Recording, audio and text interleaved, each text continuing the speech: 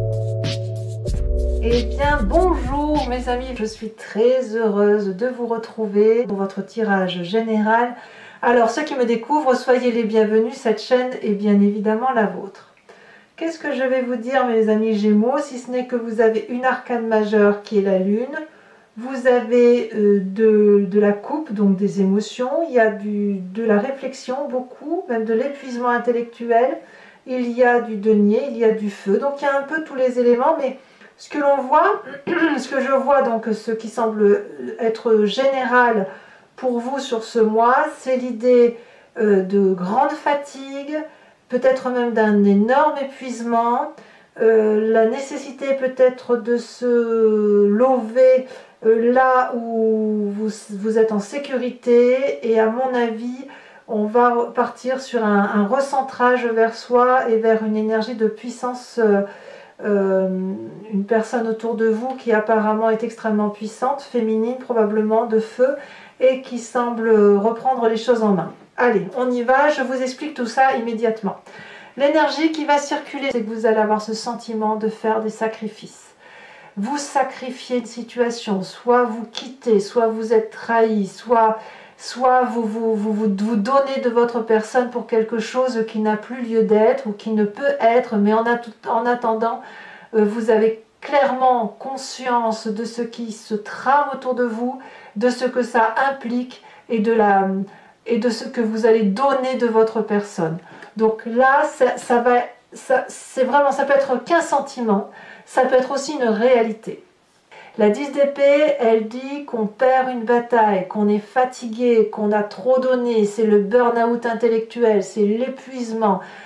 Tous les coups sont tournés contre vous, vous ne pouvez plus vous battre, et intellectuellement, je dirais que vous n'avez presque même plus cette capacité à rebondir, tellement vous êtes habitué à avoir donné. Donc là, à mon avis, ça va certainement parler à ces Gémeaux qui ont des petits coups de mou. Alors, on va tout de suite voir pourquoi dans votre environnement.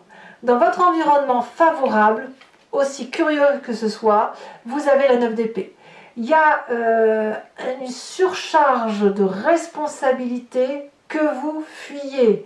Ça y est, vous avez compris que vous ne pouvez plus entendre ce que certaines personnes ont à vous dire, les moralisateurs, et vous tournez le dos à tous les conseils qui pourraient vous être apportés, puisqu'il y a eu trop de difficultés à porter sur les épaules. Vous avez fait du mieux que vous pouviez, vous tournez le dos, et ça vous est favorable. C'est pour ça que vous avez cette 10 d'épée en entrant, si vous voulez, comme énergie, puisque effectivement, c'est j'abdique, j'arrête, je n'en peux plus, stop, terminus. Ce qui vous est défavorable dans votre environnement, c'est que l'on pourrait vous demander de faire des choix. Par exemple, tu choisis tel poste ou tu choisis tel poste. Est-ce que le Gémeaux, qui a l'habitude de papillonner, est en mesure de faire ses choix? Évidemment que non, puisque le Gémeaux par nature est un peu partout. Regardez, ici, ces 7 coupes, elles sont effectivement séparées. Dans l'une, vous avez les émotions, dans l'autre, vous avez le trésor, dans une autre encore, vous avez la famille, encore dans une autre, vous avez le foyer. Mais tout ça, ça forme un tout que vous ne pouvez pas choisir, ou que l'on vous demande de choisir alors que ça vous est impossible, puisque tout ça, vous y tenez. Donc, évidemment, ça prend du temps. Ça peut être aussi une situation du passé qui remonte à la surface et que vous devez analyser objectivement et que vous avez du mal à analyser tellement vous avez été trompé par l'environnement. Et peut-être même que le fait de devoir vous regarder, vous poser et ne penser qu'à vous, c'est déjà un sacrifice pour vous. Alors, qu'est-ce qui se passe dans votre présent? Et là, c'est extrêmement important parce que c'est, à mon avis, une carte majeure. Nous avons l'as de coupe. Vous avez un renouveau sentimental, émotionnel, amoureux, vous le voyez comme vous voulez, qui est naissant. Ça peut être la naissance d'un enfant, effectivement. Ça peut être un nouveau travail qui se met en place, un nouveau projet. vous fuyez des responsabilités pour autre chose de plus fluide, de beaucoup plus doux. Ça peut être aussi une nouvelle relation qui vous fait comprendre que votre relation d'avant était toxique. C'est possible aussi. Quoi qu'il en soit, c'est de la douceur. Donc il est possible aussi que le fait d'abdiquer et de dire stop, c'est probablement pour certains d'entre vous parce que vous avez trouvé un échappatoire qui vous égaye et qui vous rend heureux. Alors allons voir ce qui se passe dans votre inconscient. Dans votre inconscient, on a la 5 de denier. La 5 de denier, elle va nous parler d'une forme de rupture. Vous voyez, votre rupture n'est pas que physique, elle n'est pas que matérielle, elle se fait également au plus profond de vous. C'est ça aussi qui est difficile pour vous les Gémeaux, parce que comme vous êtes une entité un peu divisée, eh bien, la nécessité de vous recentrer sur vous, c'est déjà un sentiment de sacrifice. Et là, inconsciemment, vous êtes déjà dans une espèce de séparation. Peut-être que ce choix qui est difficile pour vous, vous le vivez inconsciemment en même temps que vous le vivez dans votre environnement. Donc on voit qu'il n'y a pas de dissociation réelle. Ce qui se termine dans la matérialité se termine également dans votre inconscient. Sachant que l'inconscient, je le dis toujours, c'est la façon dont vous agissez sans vous en rendre compte, comme si vous clignez des yeux, comme si vous respirez la même chose. Ça vous vient de votre génétique, de ce que vos ancêtres vous ont transmis, malgré vous. Ça vous vient de votre éducation, mais aussi de tous ces événements majeurs qui vous ont impulsé une façon de vous comporter. Donc dans votre intérieur profond, il y a de la casse, il y a peut-être des difficultés à voir les choses telles qu'on les a construites, telles qu'on les a acceptées, mais il y a une dureté qui se fait dans votre intellect et dont vous n'avez pas confiance et qui fait que il y a de la casse matérielle, ça c'est certain, mais pour vous-même aussi à l'intérieur de vous. Alors pour que l'inconscience puisse se matérialiser, eh bien c'est les images du passé qui remontent. Et qu'est-ce qui remonte du passé? La 7 de bâton. C'est-à-dire que la 7 de bâton, dans votre passé, me dit que vous avez dû faire preuve d'énormément de courage, de force et d'endurance, et vous avez probablement dû braver de grandes difficultés. Cette force de 7 de bâton, elle vous a donné beaucoup de maîtrise, beaucoup de solidité intellectuelle et une protection qui vous vient aussi des meilleures personnes qui vous ont été proches. Donc oui, il y a du sacrifice, mais c'est un sacrifice nécessaire. C'est quelque chose que vous devez faire pour pouvoir rebondir, redémarrer. Donc, ben voilà, il faut y aller, quoi. Il faut passer par ce chemin-là pour pouvoir remonter la pente.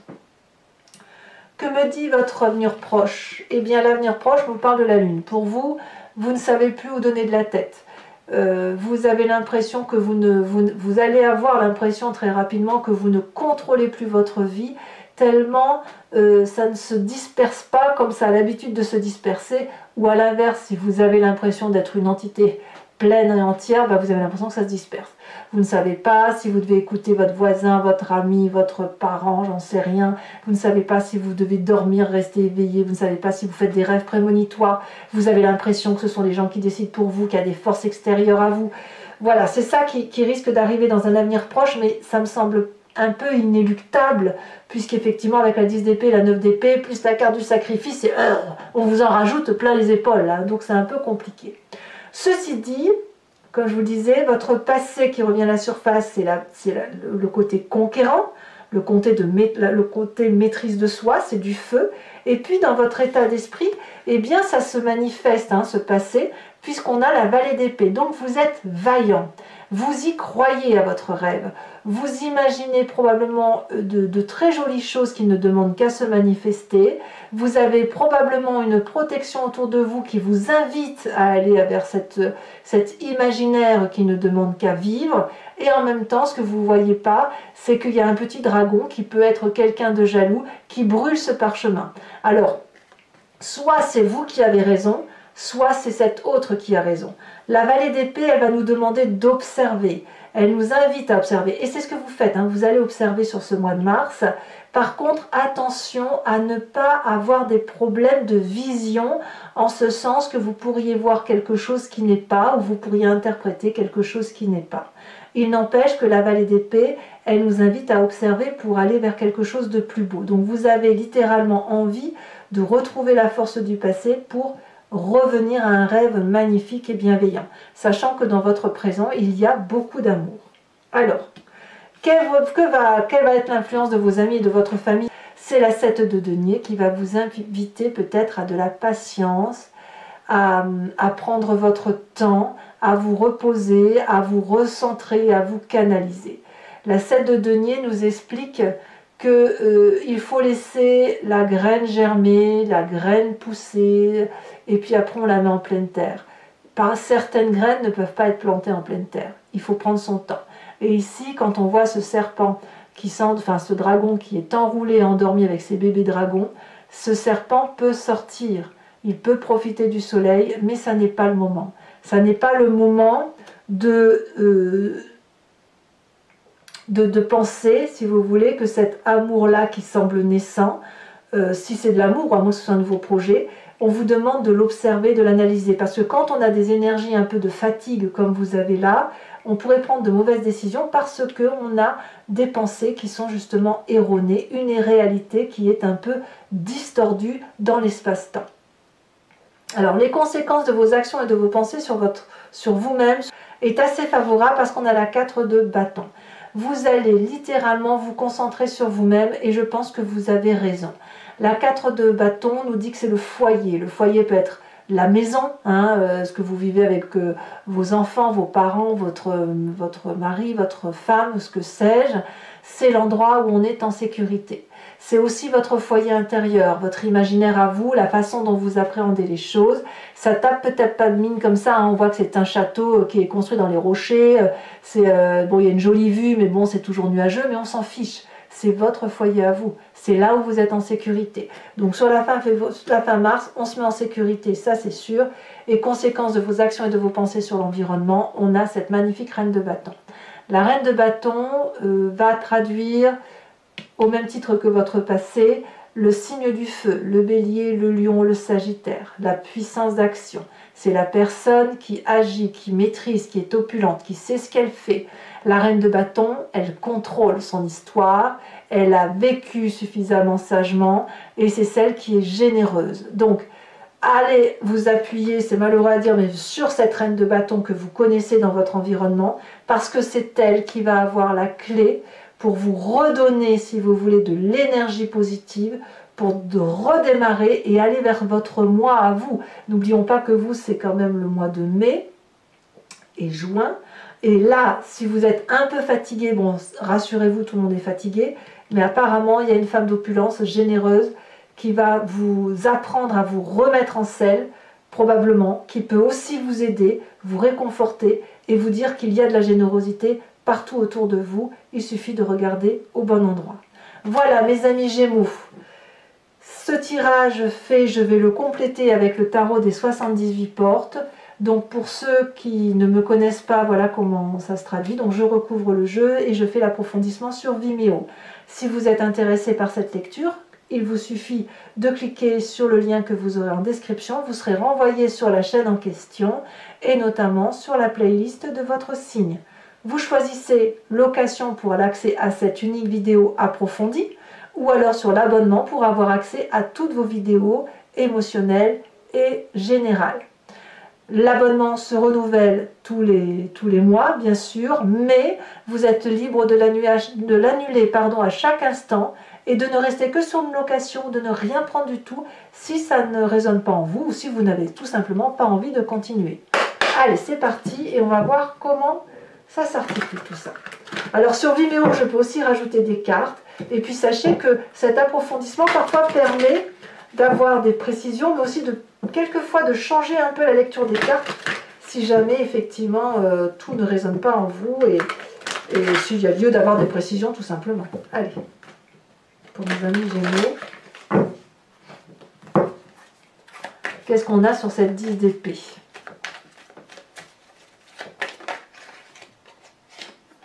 On a la 6 de bâton. Ouais. En fait, vous voulez retrouver de la reconnaissance, en fait. Hein. On a besoin là. Hein. Événement favorable, 3 d'épée. Ouf, ben, vous avez ouvert l'œil. Hein. Fichtre. Événement défavorable.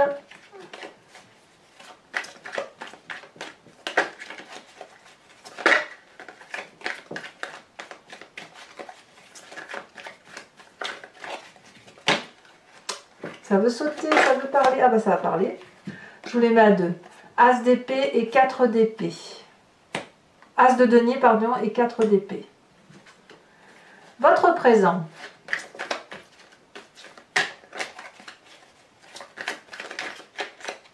Elle a sauté. 4 de coupe. Ouh. Votre inconscient.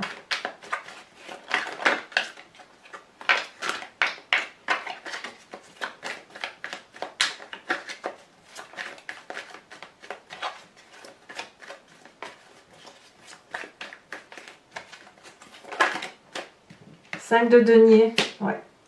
Donc là, on a quand même 2 cartes identiques sur votre approfondissement, ce qui prouve bien que cette énergie de cassure, de brisure, d'avoir besoin de l'aide de l'extérieur, elle est très très présente à l'intérieur de vous sans même que vous en ayez conscience. Hein. Alors j'approfondirai certainement, je vais en mettre une tout de suite, hein, pour que vous sachiez quand même. Je remets la carte tout de suite. Ici, qu'est-ce qu'on a?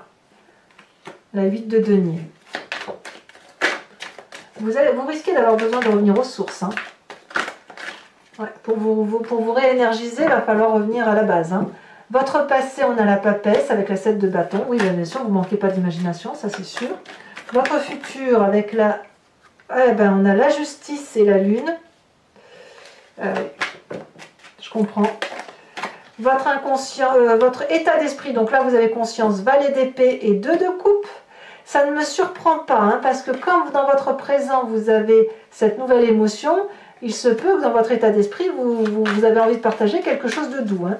Votre famille et vos amis vous parlent de 5 de coupe. Des conséquences de vos actions et de vos pensées sur vous-même. On a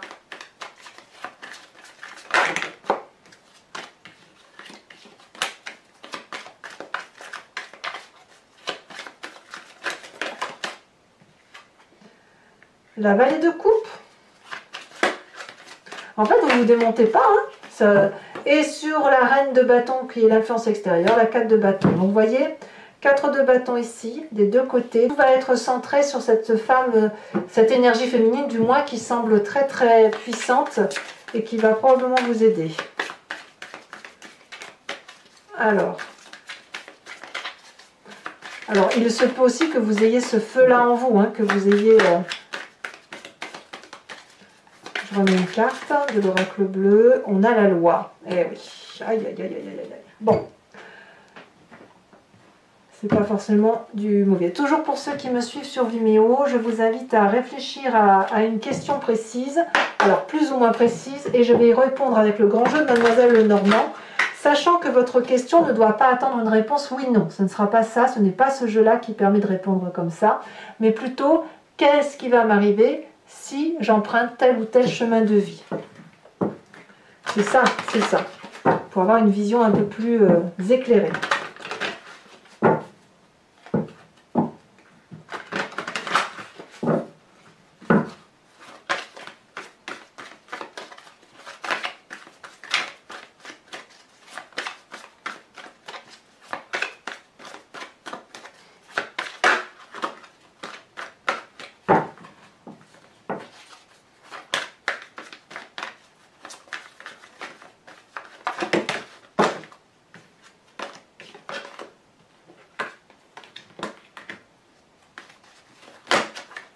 Ça veut parler quand même, hein. Les cartes sautent. Pourquoi 3? Il y en a 2, donc je peux les mettre. 3 de trèfle et roi de cœur. Vous vous présentez comment?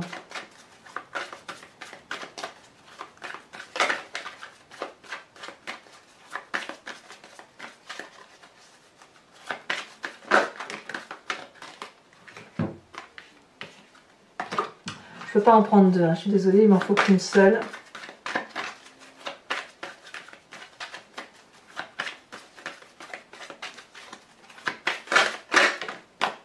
La 2 de pique.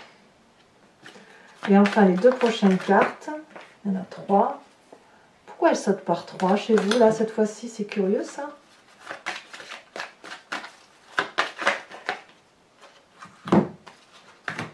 Ces deux-là, on a la 10 de carreau et la 8 de cœur. Oui, mais vous allez pouvoir quand même avancer, hein, ça me rassure tout ça.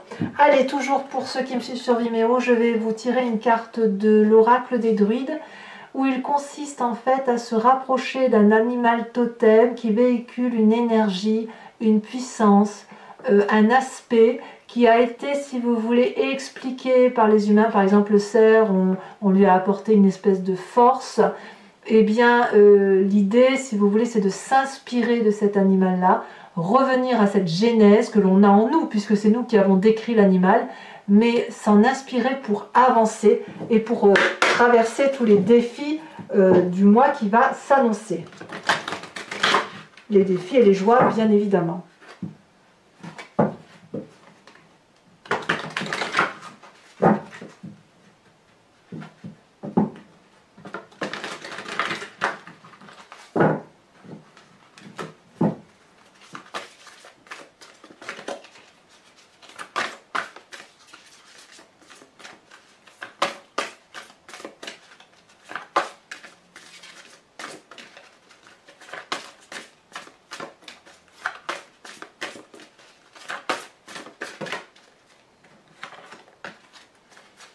Alors une carte pour mes Gémeaux, c'est l'animal totem.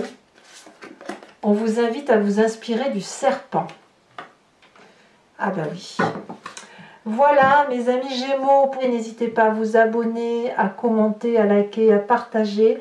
Votre tirage sentimental sortira dans quelques jours, si ce n'est pas déjà le cas au moment où vous visionnez cette vidéo. Il n'est pas encore trop tard, bien évidemment, pour le visionner. Dans tous les cas, je serai là pour votre prochain tirage avec une chaleur que je l'espère un peu plus prononcée. Je vous dis à très bientôt, je vous embrasse bien fort et je vous fais de gros bisous. Bisous, bisous.